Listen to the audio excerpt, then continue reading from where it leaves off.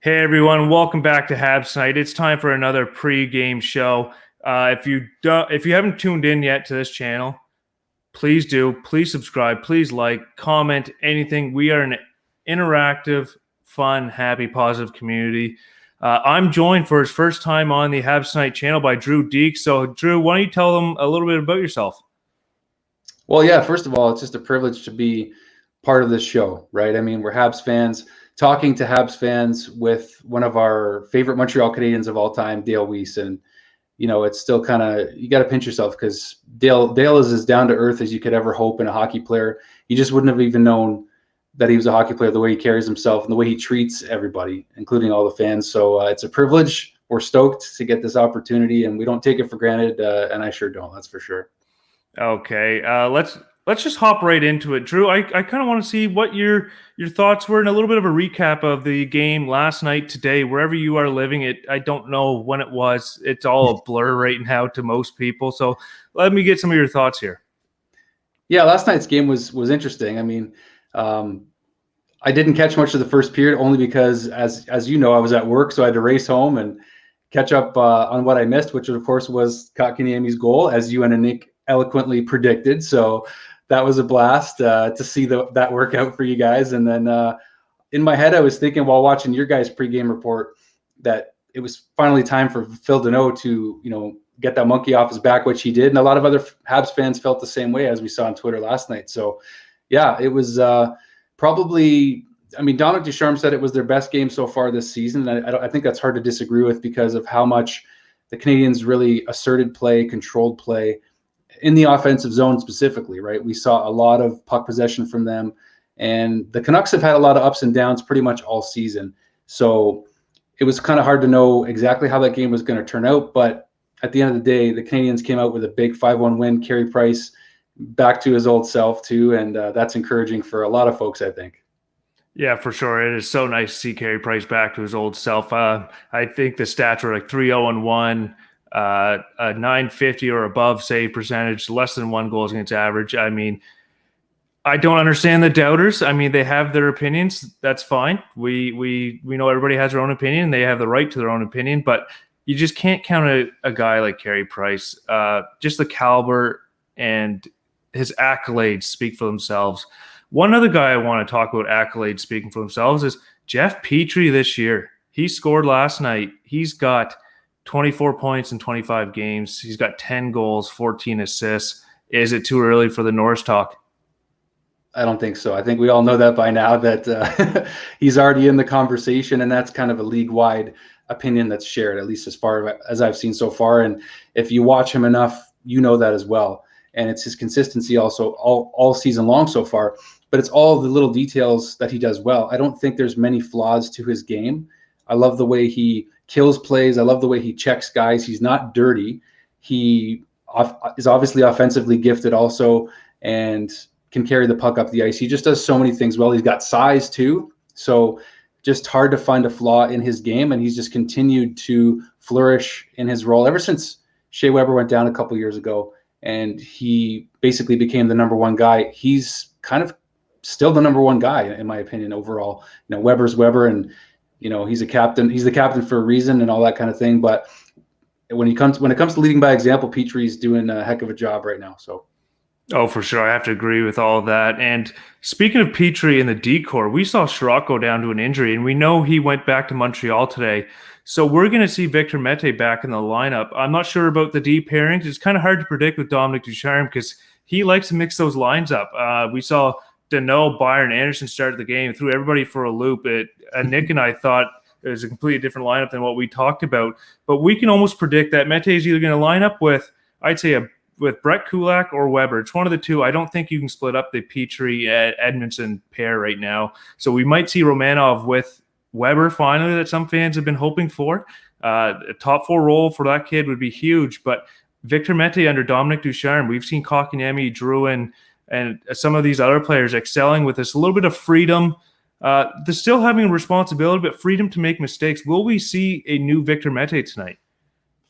I think if he did what he did against the Leafs when he made his first appearance in the lineup, where he carried the puck up the ice with confidence, used his speed, he can use his speed and his elusiveness, I think, to really bring a different kind of energy anytime he plays. And anything positive that he can bring to the lineup is obviously something that's going to help the Canadiens, and his experience helps them.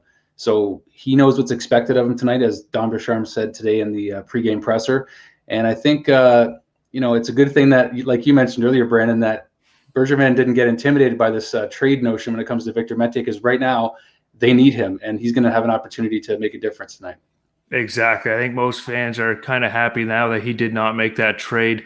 One thing for sure, though, that we do know about tonight's lineup is Jake Allen will be in net. He's played rock solid all year, and I think Jake Allen needs to have a massive game right now, because the Habs have only had like 18 hours, 16 hours rest since the last game. That's not counting like the travel, the sleep, and all that. So Jake Allen needs to have a big game. We see on the opposite end of the ice, Jacob Markstrom, is getting the start in net. He stood on his head last time they played at the Bell Center. I know Sutter, the new coach, he's thrown all their lines in a blender. I'm curious to see how Calgary comes out tonight. What do you think you're going to see from the Flames? Well, it starts with the Daryl Sutter era 2.0, right? So his experience doesn't hurt him. I mean, it's kind of like when Claude Julien came in, he had some success. But, Markstrom stood on his head, like you said, the last time that they played each other. So I'm curious to see if it's going to be a goaltending battle tonight, if it's going to be a tight checking. Like, it's going to be one or the other in terms of either a high scoring or low scoring game. I think we're going to get one or the other.